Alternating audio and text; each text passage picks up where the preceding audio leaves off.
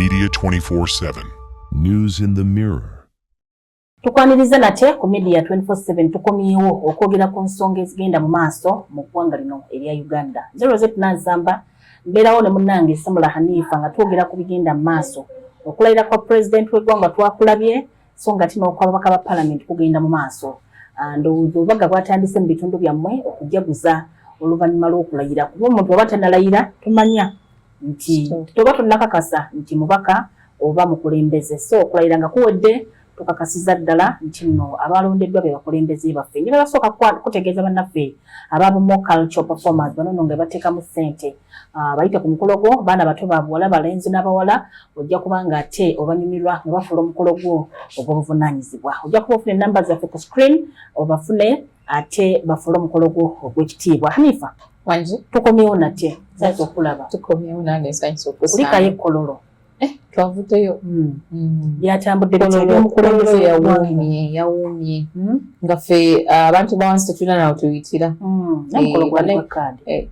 walina kaadi si nti buli omu wa kaadi pozi abadde batudde eri wansi mu tent be babadde abakaadi fe abatudde mu pavilion bagita pavilion eri waggulu mu kirasha mu kirasha ffe tubadde ba bulijjo nga tuyingira buyingizi naye nga tetunatuuka ku kulayira Abannayuganda balina expectations ku lunaku olwa bbalaza. Lwali lwa bbalaza baali basuubira twali tusuubira obubaka obw'omukulembeze w'eggwanga okuyita mu bwengula oba the first ever drone show mu bwengula nga we nagamba life famu twali tusuubira ebirabo ewamwezagwa ebirabo nabirabo bwe 24/7 naye okulanga amaaso gatandise n'okunnuma niyingira nenzira ku social media ninde nagera olaba saa 2 abantu bagambe drone show etandise naye ngamba owaayi kanfulume sikulwa kubanga bagamba basa zigenda kugwa. Honestly mu bitundu byonna gye twayita oba gye nayita abantu bangi balina endowooza ng'eyiyo. Yes, bangi balina endowooza basuubira ekintu nti bagenda tuwa birabo bagenda suula ssente abagambe mulinde wangu ne treasure hunt twe tetunnamanya baani bawangula. Nalabako mukyala Namyalo ng'agamba nti bagenda kuyitamu basuule obuflyers then waliwo flyer egenda okubaamu ekirabo. Enyonyi yali drone yali yabyagonda ya drone zinyonyi zinalaba yali ya drone enyonyi zayitamu era abantu baziraba naye unfortunately expectations z'Abannayuganda tezaali met naddala gwe. Were disappointed for one I wasn't expecting anything. Of course nali nsuubira nti president bagenda projectinga mu bire ayogere. That was they're going to play an audio as well as throwing some things for Ugandans. You insisting on throwing? Yes, Mabaluwa, Mabasa, but I don't think sweet kind of something like that. Sakisubira mulaba yange. Sakisubira tusanyukira wamu ne president. Natusubireyo ku sweet wameka asobola wa biscuit. Wameka asobola okusanyusa Abannayuganda. Sweets from above. But anyway, obubaka bwayita okuva ku drones ezaali zitegekeddwa obubaka bwali bwogera ku progress eya President Yoweri Kaguta Museveni era n'okwebaza Bannayuganda olw'okuprotecting the games n'okubeererawo NRM. Yes. So eventually eventually what do you make of it? Of the whole process of Monday? Monday, I was disappointed. Like I said, we expected more. Actually, those things should have been during the daytime because when everyone is so alert, abantu tebali mu nyumba. Ni fena twali ku masimu, sanga tolina na internet, whatever. So twali to expecting that message to come during the day. Simanyi bakirimu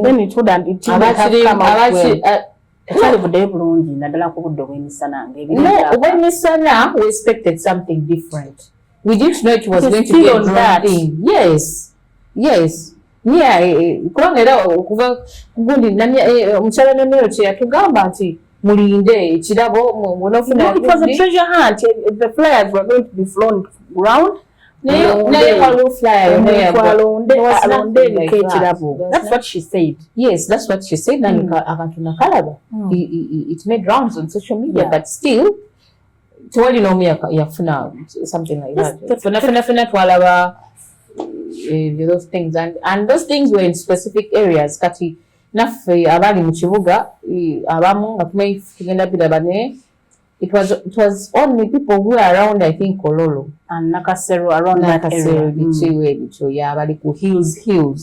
Bebasobola okulaba those things. But was the message really abantu bagitegera bulungi? The message, I think, was it okay? I think the message was clear to the corporate whatever. Yes, to the corporate lead. The message was clear. The message was clear to us people who have nikati omuntu awansi tabitegeera biki ebyo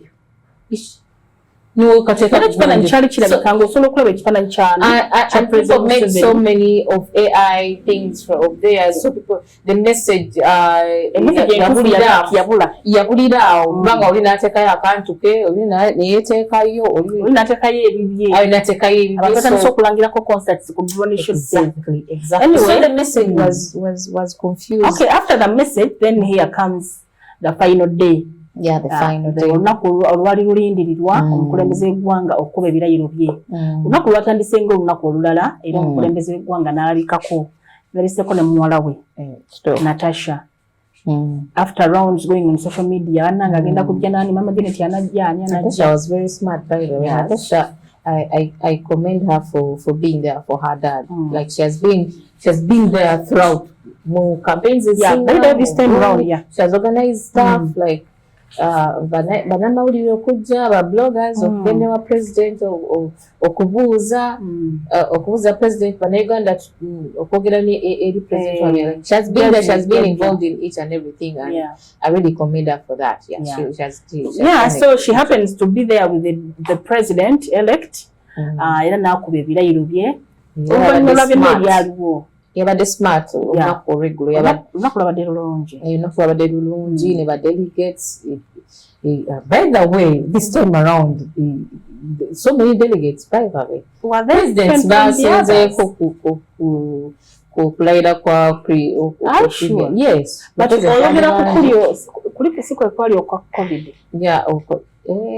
Because twali tukyali mu COVID period. I think that's why abantu tebajja bangi abagenda kwali mu COVID, kwali mu social distance, people were not coming and United States abadde. Yes, kati this time around try to nokuddayo ku custom nkadde naye omukulembeze gwanga yatuwadde engombo nga bulijjo bwatuwa waliwo yatuleeta Kisanja hakuna mchezo, Kisanja this. This time around tuli ku Kisanja no sleeping. Kisanja no sleeping, Kisanja no corruption. We are now entering Kisanja, no more sleep. And we are entering Kisanja, no more corruption. Kisanja no sleeping. Chichi abatutegeeza Hanifa. Tewali kuddamu kwebaka oba ategeeza nti twebase nnyo the other time. I think kiri ku side ya government oba yeebase government yeebase nnyo this time around. Tewali kwebaka, tewali muzannyo. He is going to kuransa bwavu, working hard, kugoba bwavu generally. Alwanye nnyo emirundi mingi mu kulayira kwonna abadde alwana nnyo okulaba nga ensonga y'okufuba abannayuganda okuva mu bwavu n'okubeerako n'ensimbi mu nsawo abadde aziteekako nnyo amaanyi. Azaddeko ennyesira mu program mu kaweefube ow'enjawulo gwaleese PDM, Operation Wealth Creation, sente z'abavubuka. Youth livelihood program. Lwakuba nti abantu bateeka mwoyo kaweefube tebagirayo kintu kyabayagala. Oluusi sente beekanga baziridde kati PDM. Abantu abateekeddwa okufuna sente za PDM tebazifuna ate isi ate bano abazikumpanya something like that. Era yali nnyo ku kyokubakwata walaba abagundi be bakwata abangi ababa PDM. I think abantu be bateeka mu bino ebintu be bagezaako okwonoona ekifaananyi ekibi, yet abataddewo kaweefube nga he followed to the dot. Asobola okujja bannayuganda mu bwavu obviously. naye abantu abalina okuteekamu kati abantu bawe ssente ate tobasasuza people already poor ate genda obasasuza ssente omuntu azze already kufuna ssente ezo kati trust me abantu basobola kuzzayo ssente ezo like already asasudde okufuna ssente ezo you have to return that money and tebalabalazi nti no bwaayo okwo yes kati the biggest percentage won't return that money because they are going to say munange nafuna ebizibu ebitate nasoka n'ensasula zino ate ne banjya ate n'enso ogenda okuzifuna bakusuubiza okuwa kakadde kalamba naye oli running a process akugana so compare mitwala asatu yes so compare kaga mu 5 bansanvu okitegeera togenda tukiza kiwali wino atikolera okitegeera nti ne obanga otandiseewo poultry oba kintu kyonna ky'oba oguze sente ziba tezigenda kumala bajjukira olina okuzzayo ssente ezo you have to return that money. Okay, mu kwogera kwa mukulembeze gwanga alina sectors nyingi ziyataddeko amaanyi ng'asuubiza okwongeramu naddala commercial agriculture ICT kulaba nga abannayuganda bafuna emirimu naddala abavubuka ebyo era okusinziira ku speech yabadde olaba nga alina factories nyingi zamenywayo zakakirwa zambale okulaba nga ziwadde bannayuganda emirimu yalaze ne ku Sheraton ne balaga ne population y'abantu abalina emirimu mu Sheraton so meaning nti industries ne industrial parks nyingi ezitondeddwawo mu kawifu w'okutondawo emirimu n'okufuba okulaba nga raw materials w'abannayuganda akozesebwa mu ezo parks oba mu industries ezo okulaba nga ebintu by'abannayuganda birina akatale kaabyo. Yeah, our song agenda ya manufacturing or baneganda okufuna emirimu. The biggest challenge we still have as a country is that we don't have a minimum wage bill. We don't, and it has been in parliament for quite some time. I think like no one, it has never like been there. Yet that would be a Christmas gift or Eid gift or whatever gift to Ugandans because these companies take advantage of Ugandans. Banamawulire tewali minimum wage bill buli omu agenda kweterawo ssente zayagala buli omu asasula muntu nga bw'ayagadde by the way no ku nsonga eyo I remember quite some years back nakulako story ya one of the factories mu Uganda owned by foreigners yatulugunya abakozi ne batandika okufuna accidents mu factory ne bafiirayo naye nga botandika okukola follow up ku nsasula yaabwe nga bafuna very less baze bakaaba bafuna is it 15 olunaku yes ate nga olunaku lugende babateekako amateeka manyize mbalaba obayitawo ku maca ngola abasimbye layini babakebera amateeka mangi tebafuna kitono so singa president mu byayogerako ebyokufuula banga bannayuganda baweebwa emirimu ayongeramu naye n'abawa ekirabo nga bw'okyogedde n'atuwa ekirabo ekya minimum wage because honestly it is followed to the dot ate nga amateeka mangi Uganda tuyisiza amateeka mangi era president agateekako omukono but when it comes to regulation like amateeka tegakola look at amateeka g'okukubo tulina amateeka mangi naye amateeka tegakola if the discipline that some other African countries exhibit on their roads you go to Tanzania Rwanda yes you go to other countries and be like banange ngasagala kuvaayo accidents tewali nefe waffe abannayuganda they don't respect the amateeka because nothing is going to be done to them yes singa amateeka gano bagakola negakolera ddala singa Ugandans are disciplined naye kyekitujjamu in the end singa etteeka lya minimum wage bill lijja and it is followed nti bano abateekeddwa okugenda ne bagendayo ku factories abantu mbasasula what but I'm sure if that happens of course nga gwe muntu nga gwe Rosette nga nze Hanifa ngenda kulwanirira eddembe lyange bagambe we have this minimum wage bill what is happening here mpa contract biki yes nti abakozi abakolera mu factories balina kufuna this amount of money osanga ne companies nga zirina abakozi nga tebamanyi nakumanya n'abakozi be balina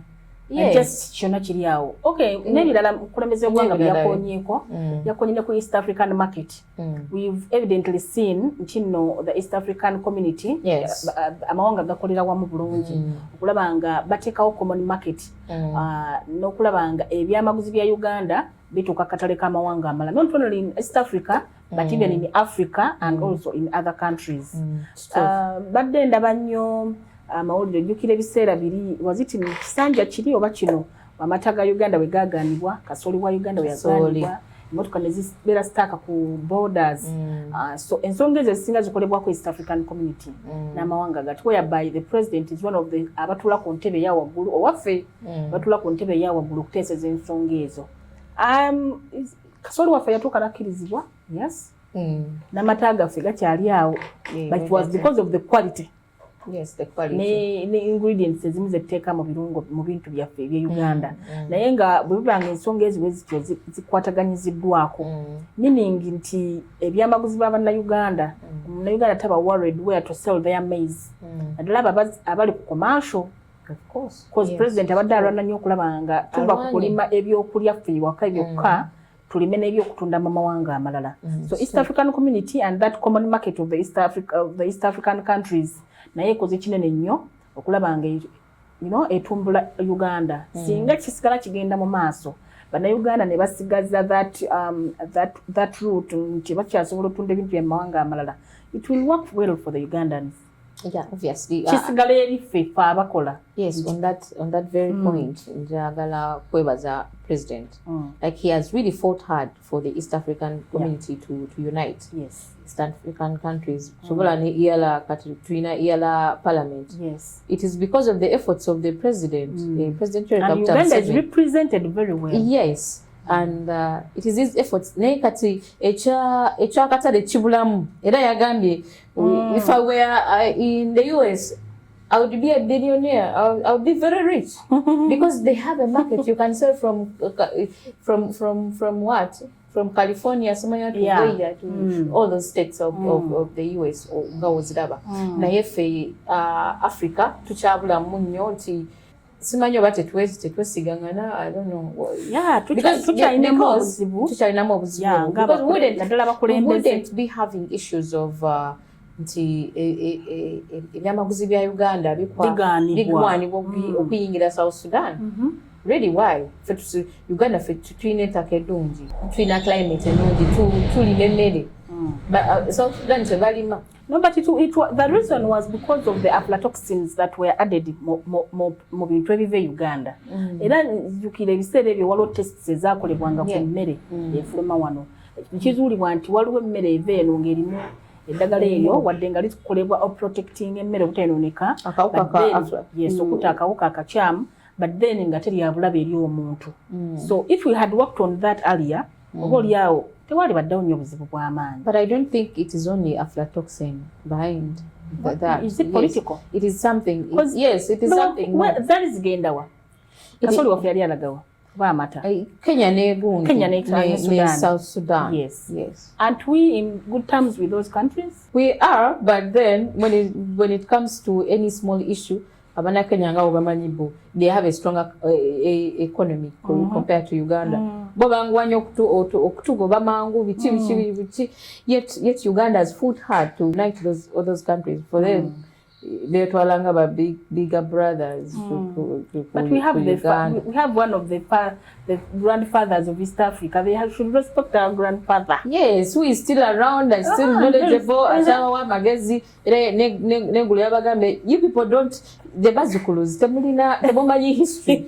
Today ngenda basomesa. Iranga umwenyi he has always taught us by the way for the things that we know and we don't know. Yeah, bukanahu. He makes sure ajane history kubajukiza naye ekyabuzeemu mu East African community is the one currency. Singa tuna solving that issue, East Africa will be good to go. When you talk about the one currency, all along mbadde ndaba nnyo the former speaker. They have discussed it for a long time. Yeah, she's been pushing for that. Yes. Wadde nga kikyagaanye otuuka konzikiriziganya. I don't know where the problem is. Mu mawanga gano amalala tegagala that one currency, because one time I had some of the officials and the delegates saying nti wayinza okubeera competition na the US dollar because amawanga gonna galina connection ne ku dollar. So wajja kubeerawo conflict awo. So of course conflict will come in, but then if you want to develop the East African community, why you know kubeerawo collateral damage? Because not everyone kati these sadaka zigundi zi West African whatever ezo countries zongeza amani zina obugundi bwabo obuzigatta ne buzifula stronger. Nefe East Africa tukyali ebyo ate gamba ate we want to please our gundi anti buli omwe amanyi yayagala twale kiki like it happened ku nsonga y'olulimi the common language. Some are saying Swahili, some are like why we can't put Swahili everywhere. Rwanda because South Far is it French? Yes. Then Tanzania is Swahili, then Kenya is also Uganda twaga. Exactly. So all of them are younger. Neither we didn't refuse per se. Naye also I did read that bad memory or to us, yes. Especially for people central. Also I wako siwanga nyo babbi na yeah. Nakatiro kakale byagenda bikendera. Naye but I don't think that would babbi na bagundi na bajasi na baze fungwa mulango chi whatever. So when someone hears of it about like people fear that but of recent it is now taught in secondary. Yeah, it is. Secondary, yes. It is a language. University it is taught. Of course they are not going to embrace it at once. You don't expect us to embrace Swahili at once. Me, I watch Swahili soaps. I pick some words. I'm one of the bad students of Swahili, but I think nange nokudamu class njigeyo obugambo busatu labayo ku film wa Swahili oja kubiraba ku Prime Magic nzengezako kulaba those Swahili soaps yes. Njagezako kuyiga this my Swahili is not so bad. I can hear though my spoken mpola but we are not going to embrace it at once. It is slowly yes we shall embrace it, but if East Africa go developing we need to listen to President Museveni because we need to just unite and we like yes ku table yemu tukanya balekera okugera ebintu and they just remain there on the table on archives. They put those things to action. In East African countries zichara katwalo zichara nagana Rwanda simanyi ranch president toyaza atenga ali wano kumbi nayo Rwanda naye is also up to now he still says M20 rebels by M23 by Uganda. Rwanda is still fighting with DRC yet they're in the East African community. Why? So meaning ngaga mawanga ku top gachalemeddwa okukanya nti fene tunakola ebyamaguzi byaffe nga tugamba the East African market is there. Meaning to begin that tuyamba ngabali tebakoze eki. Those guys forget. Those people forget that there could even be other forces behind those fights. The M23s. No other forces behind these civil wars which are unending. Nti waliyo abalala abachiganyiramu foreign forces, foreign interference. We as Africans, we need to sit on the table and say no, enough is enough. We need to end this. We need development for our countries like other countries have done. Okay. We tweet agane netutambula. Insizabara zilaba. They sit on the table, they decide something, they stand ikira okukola. Nefe tukyali mu kulwanagana ate nga abantu abakifunamu balala nnyo. They are enjoying our fights on our expenses. Okay, back to the president. Uganda ali eyo obolyawo wandyagadde okumanya omukulembeze w'eggwanga alayidde ebisanja bimeka bikibe baddaza asuubiza bannayuganda roughly on record kino kisanja kya 7. But historically kiringa kya 8 cause yasoka nalayirako nga asuubiza bannayuganda nga bakava mu nsiko nga tebanatuuka ku nsonga y'okutegeka okulonda which was in is it 1996 we yategeka okulonda nalangira enfuga ya democracy ya rule of law asuubiza bannayuganda enfuga ey'amateeka era n'asuubiza bingi nnyo okunyweza ssemateeka okunyweza empisa mu magye cause amagye gaali galina ekifaananyi kikyamu oluvannyuma lw'ebyo ebyakolebwa mu nsiko abamagye jjukira abaakubanga abantu batulugumya abantu barepinganga abantu bakola ebintu bingi so he promised okutereeza empisa mu magye n'okulaba nga abakyala tuva emmanju. That is where it came from. So redda kati right now anifa nga tetukulabako waneno ku front line neka kati abakyala tuli ku front line. President Museveni awadda abakyala ebifo ate n'ekirala bw'olaba ku kabineti ye agafo gaawo abakyala ge gali ag'okumwanjo.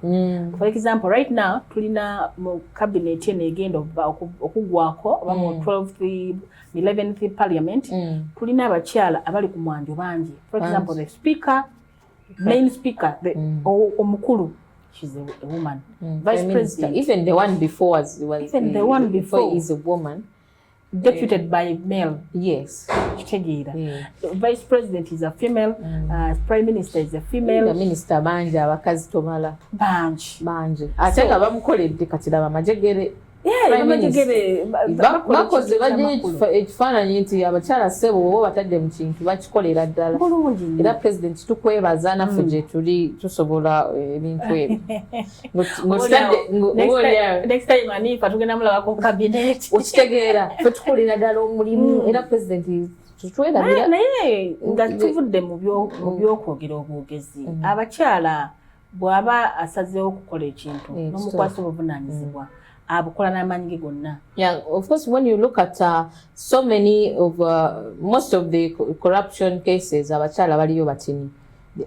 Je bali naye nga babale nti omukyala oba mutadde mu kintu abamu disfear abamu oba kuzaala omutima gw'ekizadde ngama this thing is for people banange mbuleke nkola omulimu gwange mbale nkola ki ngende mubalo y'abakyala bangi abadde mu KCCA mubala they do their work and then they go. Yeah, which is a good thing. But omukyala nga alimu olwa corruption nga alimu politics. Batini ate balimu ekisajja balimu enze gy'abasajja naye bajja konti unintended naye kale bino byakusaaga naye nga batini nnyo abakyala bali involved mu corruption nti omukyala oba omutadde mu kintu balina omutima gw'ekizadde ng'ogyeko kuba kino bateereddwa mu bifo ebyobuvunaanyizibwa n'abakyala twakyembracinga nti naffe twavaamu kiri nti no tulina kubeera mu manju kati omukyala naye yalwana nnyo oba tulwanye nnyo naffe okwejjayo nti kati osanga omukazi ng'alwana nnyo naye ng'ali mu competition n'abasajja asobole okuba naye ng'abaako kyakola abakazi bangi bendabye by the way I give credit to abakoze emirimu gye twayitanga egy'abasajja. There is a lady I know yavuganga train avuga train n'agifulumya Uganda n'agenda yonayina gy'enotuuka n'agikomyawo Uganda. Abakyala bavuga there is a lady ali mu magye gwe mmanyi akola ali mu nuclear section bakola byakulwanyisa bakola bali bakwatira ddala n'emmundu basobola gikwata. Yes, so abannayuganda naddala abakyala it all started mu 1996 kulembeze eggwanga yalwana ennyo okujja abakyala emanju. Then mu 2001 wano we twatandikirawo campaign eri staunch eri serious etwafunya kana Dr. Kiza Besigye wa FDC ono naye najja ne bavuganya mu kalwa kali akamaanyi era we bamalirizanga the next year we had to go into swearing in mukulembeze eggwanga Yoweri Kaguta Museveni n'asuubiza bannayuganda okubajja mu bwavu. Then simanya we omwaka Dr. Kiza Besigye naye we yeerayiza. And I'm seeing clips coming around Mulaga. No, it was Billy Mukaga. Hey, we he was so sure that he so mukalu kali akabiri kumu nzijukira omukulembeze gwanga yakona nnyo naddala abalamuzi ku nsonga y'okulya enguzi n'ababeerako nnyo n'abagamba nti ensonga y'okulya enguzi abalamuzi bateekeddwa okukola omulimu gwabwe. Ekikulu kyali kyako bannayuganda bwenkanya era n'asuubiza ne bannayuganda obutebenkevu. So nga ate 26 ng'ogambye Besigye yeerayiza ensonga nyingi ze yayogerako kwaliko okusitula ebyenfuna enguudo okulaba nga bannayuganda babeera n'emirembe okukola amasannyalaze naye nga gali ku bbeeyi ya wansi. Wetwogerera embeera eryeta ku masannyalaze gali affordable? Gali affordable compared to gundi to other countries. Just nti gakyabula mutuuka mu before naddala remote areas. Yes, ebyewala mu byalo. Era when you look at Uganda nti ffe tulina amasannyalaze olaba tugabako ne ku baneighbor. I was surprised nti South Africa amasannyalaze n'amazzi bigatawaanya nnyo. By the way tuli ku masonga y'amasannyalaze tuli bulungi. Just the unfortunate part nti ate waneeno mu Uganda agaffe galimu a bit expensive wadde nga tulabanga galaisi ate compared to the countries gye tuwa. Yes, mu mawanga agetuwa amasannyalaze gali very cheap compared to Uganda. Ako kasta government ekakolako meaning tujja kuba tuli bulungi. So n'ensonga endala then mu 2016 nayogedde ku mafuta nabadde njagala okubuuliza wali expectations bannayuganda ze twabadde nazo mafuta kati gaalinnye bannange gatukosa bingi byatayogeddeko by the way bingi byatayogeddeko nsonga amafuta ajja kwogera nga wa address state of the nation that will be around early next month. Yes. I think the first week of next month. Yes. Yeah, ajja kuba ayogerako. Then bingi byatayogeddeko kituufu teyayogedde ku nsonga z'eddembe ly'obuntu teyayogedde ku by'abasuubuzi ku by'amataba gagenda mu maaso mu Kampala n'ensonga endala nnyingi zaatayogeddeko. Waliwo ensonga zetumwera credit zaakozeeko, for example eza security we at least credit him for that. Era tukkiriza nti akoze bulungi. Naye nga tumaliriza tetusobola kwerabira kwogera ku nsonga y'ababaka ba parliament. Tubalabyeko abasoose okulayira kuli speaker wa parliament Anita Among. Abaddeyo bambi yakutta obudde era n'abeera ne mu line nga banna abalala. Nga werekeddwako famire ye omwami we n'abaana asa abalongo waliwo abaana loza ba Honorable Magogo ndabye kuba bafaanana Honorable Magogo bazze bambi wabo balanye nti bafaanana Honorable Magogo era omwana ekifaananyi oba okiraba abalenzi bakulukulu bazze bambi so n'ababaka ba parliament bagenda mu maaso n'okulayira era ensonga zonna tujja kuba tuzikutuusaako wano ku media 24/7 kola ekintu kimu kyokka twekuumireko era ogoberera ekigenda kati ninyo bambi nga tetunagenda omukyala oba oyagala nga bwe nyambadde ndi smart nange neeraba omukyala anyambaza nagenzeko ettaka era wano ndi mu kitaki omukyala anyambaza bambi mukwano gwange sina mukyala mwana muwala muto yitandikiddewo ka business abali eyo bambi mumuwagire abeera ne buno obukaayo obulungi nezino engoye ennungi era mujja kuzirabanga amwagaddeko amufuna ku namba 0700 54 02 59 nja kuba nyongera okugibawa n'engoye mujja kuba muziraba.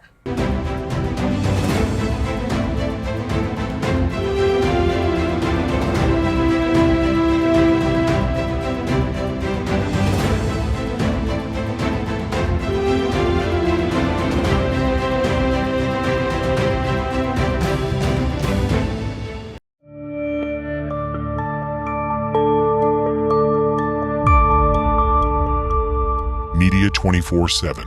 News in the Mirror.